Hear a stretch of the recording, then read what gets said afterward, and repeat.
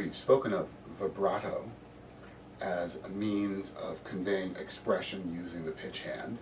And now we're going to talk about another technique which is overlooked, I think, in terms of the number of things you can do with it and the number of ways you can do it, and that's sliding, which we've dealt with in many, many lessons about sliding up to and down from notes.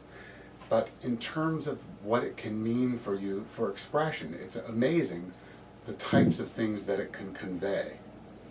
We're going to use the Swan very briefly, just to give you an idea. Also remember that if you've got a theremin that has timbral controls, brightness and waveform, use those to help with your song.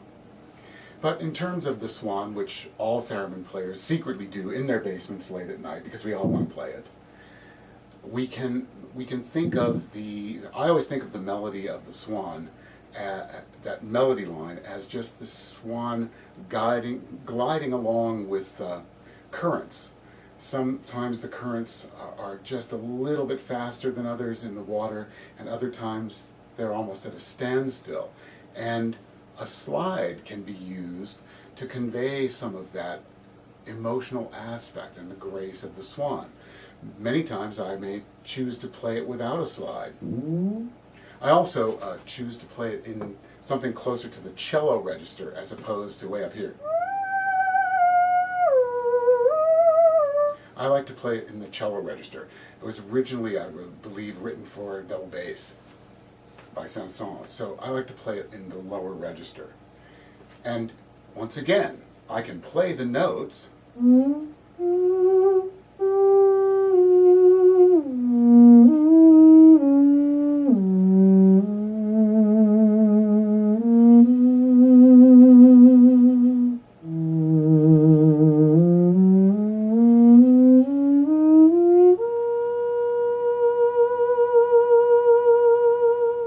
There was an example of hanging on to that last note for a while before allowing vibrato to creep in.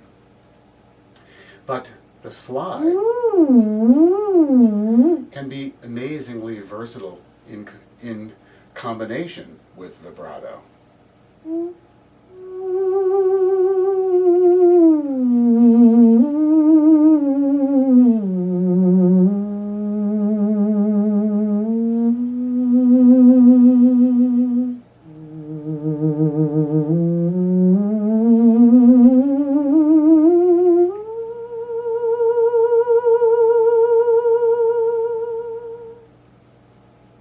Did you hear the difference?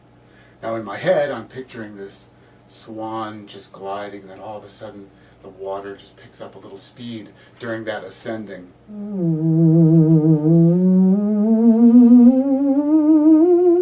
And the current slows again. This is the type of thing that you can do. Imagination, calling these feelings up from inside yourself to really imbue what you're playing with more life and more spirit. Another example of a totally different type of song is Pink Floyd's song Money. I know that this is a little weird, but it's a great example to show you what sliding can do and how angry and raw it can sound. I don't know what key the song is in, but I know the melody. And the melody is a very, very simple one.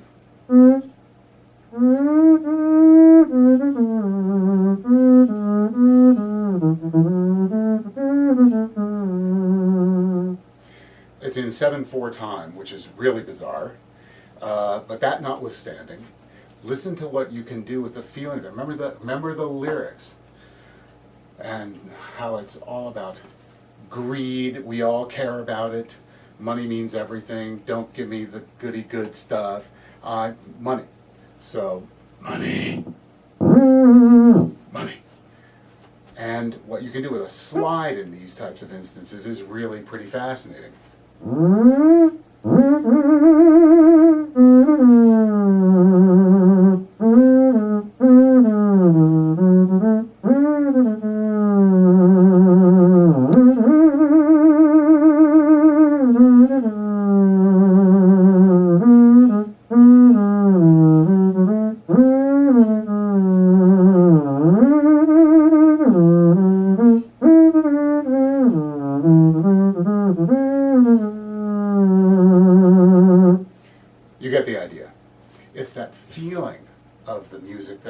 going for. And you can call it up from within yourself. Do those other exercises, 58, 59, and 60 again. Really experiment with those sounds. Terrified sounds, happy sounds, they change every time.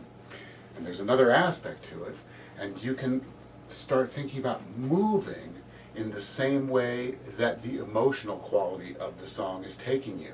Instead of thinking of making a happy sound, try moving in a happy way and see what sound it yields. Anyway, with the slide, you get what I mean. Now, in these later lessons of the extremes, you need to go to the extreme and practice it with the songs you want to play.